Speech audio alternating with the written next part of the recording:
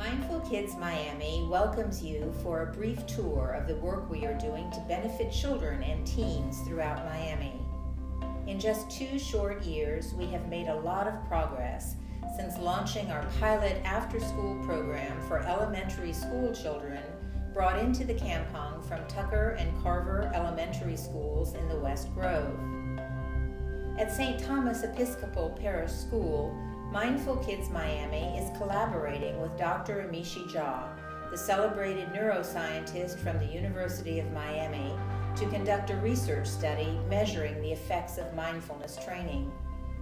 Here, we show you some of the teachers in both public and private schools, pediatric health providers, and children and teens with whom we are now working. What does it mean to be mindful? It means to cool down and be relaxed. To cool down and be relaxed. What else? Mindful. Jade? To concentrate what you're doing. To concentrate on what you're doing. To be aware, pay attention of where you are. Very good. Anybody else? And whenever you're so frustrated in something you have, you do the meditation and you calm down. Does it work? Yes. It helps, right? Okay. And you have to stop, and then you'll stop. The S stands for stop, and the O stands for Observe. observe, and the P stands for proceed the kindness, and Proceed with kindness. That's right. Stop is to stop, think, observe, and proceed with kindness. The mindfulness absolutely enhances the other programs that we work with. A lot of them, actually the majority of them, are academic. And the mindfulness is a support and an enhancer, and helps those students who are really involved when they're pushing themselves to do even better and realize they want to go further in whatever program it is, if it's reading comprehension. One of the programs we use is Reading Plus, that if they can take a step back, take a deep breath, refocus themselves, that they will do better.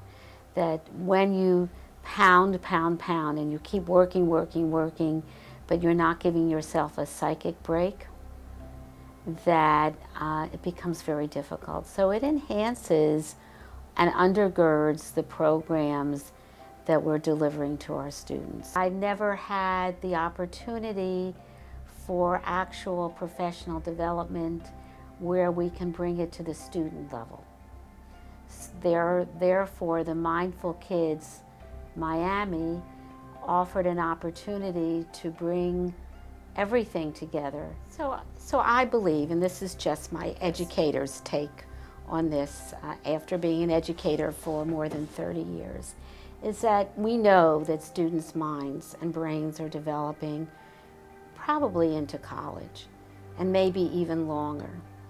So that we know when students learn arithmetic, they participate in music, they learn reading, their minds change as they develop. New connections are made, synapses happen. So too with mindfulness, when students learn how to meditate, how to take a deep breath, and they do that again and again, they're creating connections in their brain.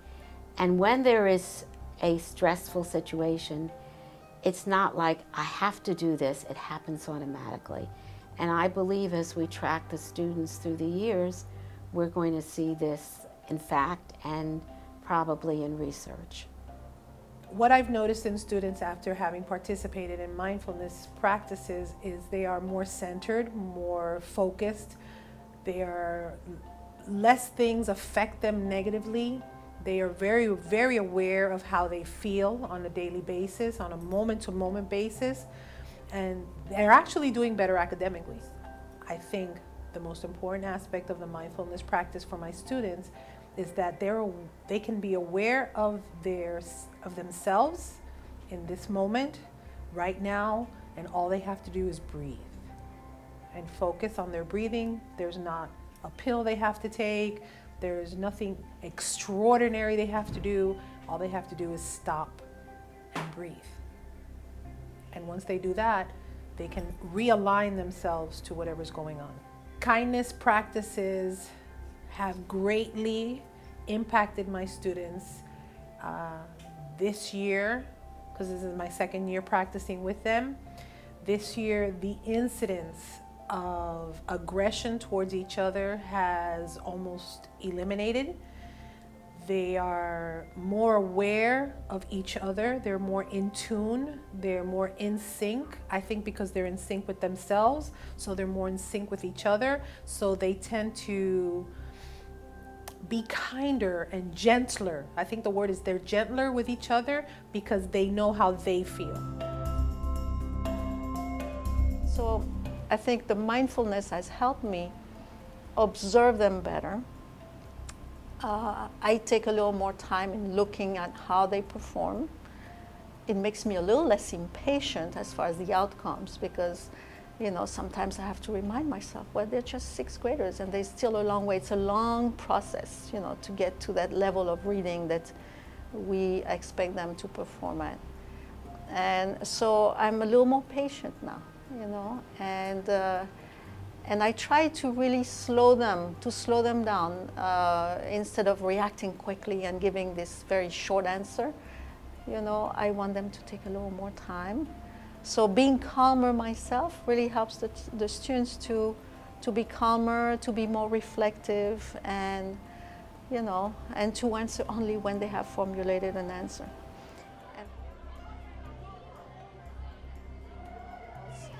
And this mindfulness training is really helping me, helping them. I mean, it's, honestly, it's the first time that, and I'm a veteran teacher of 23 years in Dade County, but it's the first time that a professional training focuses on the teacher, on the emotional well-being of the teacher. And we are the front line of education. We are the direct connection to the students. We are the caregivers, and I think it's crucial that we are at the best we can be in order to help our youngsters learn.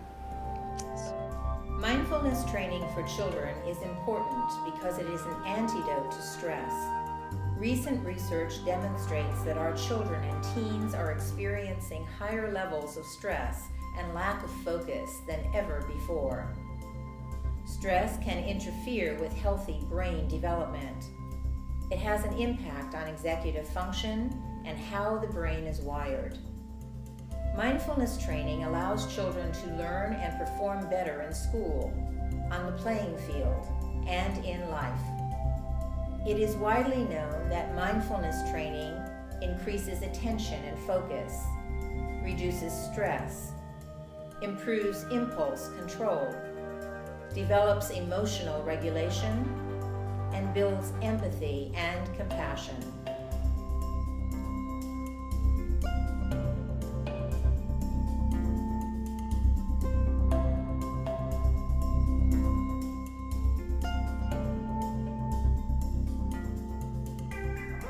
So it really is important, especially in a highly stressful environment like Sylvester, to introduce mindfulness as kind of a benefit to our staff.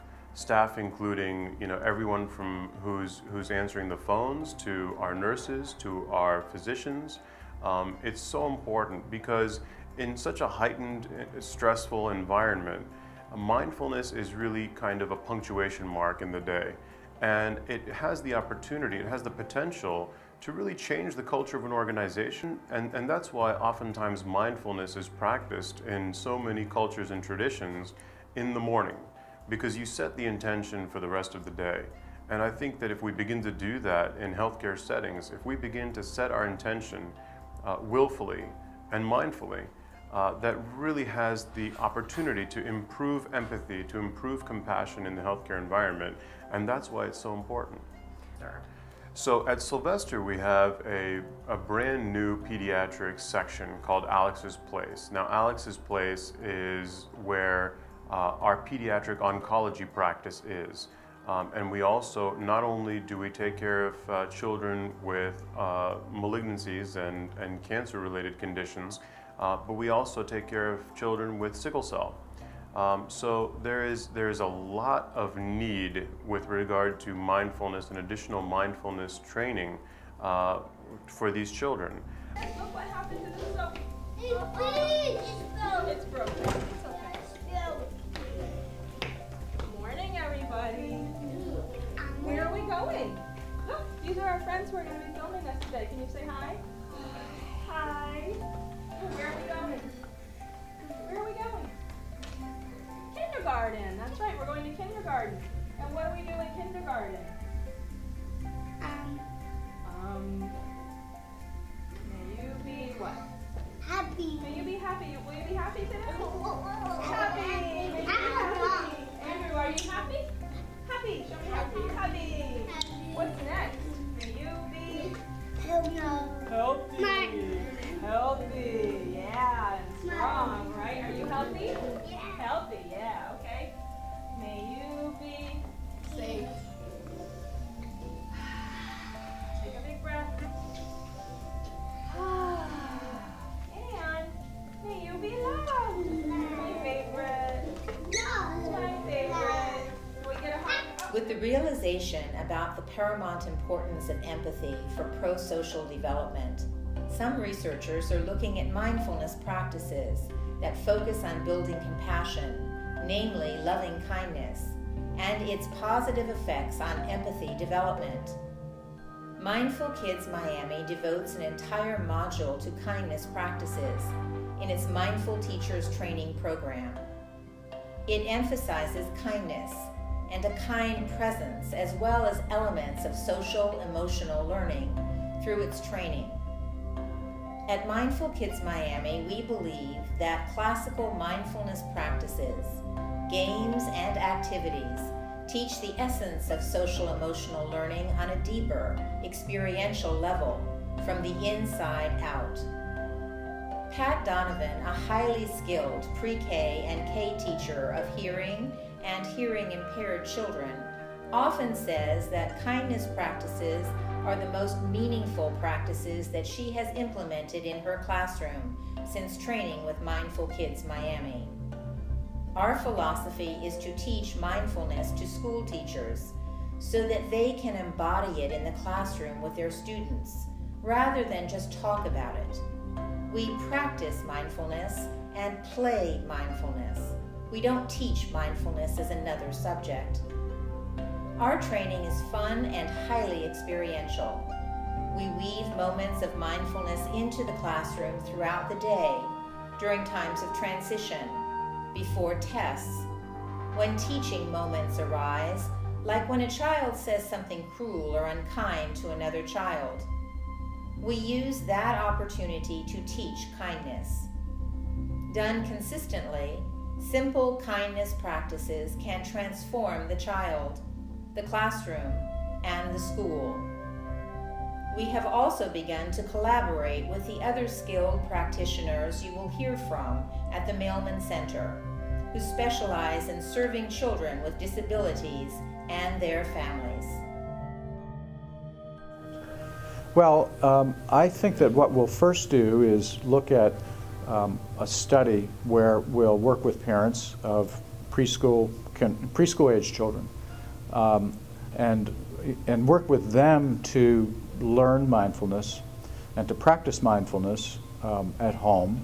But we'll probably work with some child care centers initially and then recruit parents through that. What we're seeing here are taking these components of training in mindfulness and applying them in very skillful ways to clinical problems. So mindfulness, as it's applied to these unique populations, can be very helpful as an adjunct and may be a standalone intervention for many people and different types of problems. In my own clinical work as a psychologist, beginning in the 80s, when I was finished with my training in the early 80s and licensed to practice psychology, I found myself incorporating techniques of mindfulness in work with various populations. And I wasn't totally amazed, but I was kind of surprised to see how powerful mindfulness could be as an additional intervention in working clinically. Patients who had eating disorders, patients with obsessive compulsive disorders, patients who are really anxious or fearful of particular things or are phobic. Mindfulness really can be a very powerful component of a psychological intervention. We work here at the Mailman Center with children who have neurodevelopmental disabilities and young adults as well who have any kind of illnesses. And just think about, if they're hospitalized a lot or if they have to do procedures. That's very scary and very anxiety producing. And I think so many of the techniques that are utilized in mindfulness meditation would help them center, be in their bodies, breathing. Just a little bit of my own personal experiences. I grew up with a chronic illness. I have juvenile rheumatoid arthritis that I got when I was 3. And I was always thinking when I, first discovered mindfulness a few years ago, I thought, wow, this would have helped me so much as a kid and as a teenager. I had to have a lot of surgeries, I had a lot of, procedures, all these things being done to my body, and I detached from my body. So I think the whole, concept of mindfulness is being in your body, breathe, get centered, relaxation, emotions, dealing with painful emotions. I think on so many different levels, I think mindfulness is invaluable. I noticed for me, just as a parent myself, after taking the MBSR class, I noticed that I'm able to identify when I'm getting stressed out with the 4 children that I have and all the different things that are going on. I'm able to notice when I'm starting to worry about one child or, what am I going to do about this or what I'm going to do about that. So I've noticed just in my personal life that I'm much less stressed when dealing with the chaos of managing 4 children. And I think that it's, can be very difficult for parents of children with special needs and all of the things that they're worrying about, managing, multiple children, getting their child from therapy to therapy. And by practicing mindfulness, I think it can help them to deal with the day-to-day struggles and also to feel more positive. And I think that will also translate into how they interact with their kids. I think by coaching parents and teaching them about how mindfulness can help them, that they will see how they can help their children. When we talk about working with children or mindfulness for children, it really needs to start with the people that are the caretakers of the children. By working first on myself, I discovered a whole new world of possibilities for healing.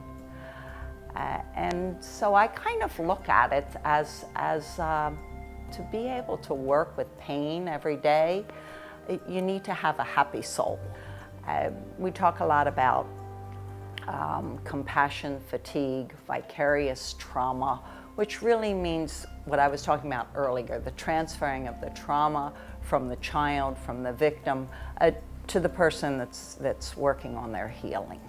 And when you hear these stories every day, all day, and that is your job, it can become very, very wearing on your mind, on your body, and on your soul. And the mindfulness practice helps balance that. It helps restore that.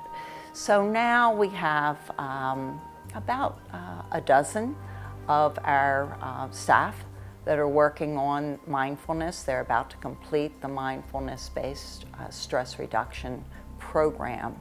And through that, then, it's my hope that we move to the next stage, which will be to integrate this mindfulness practice into the healing of the children.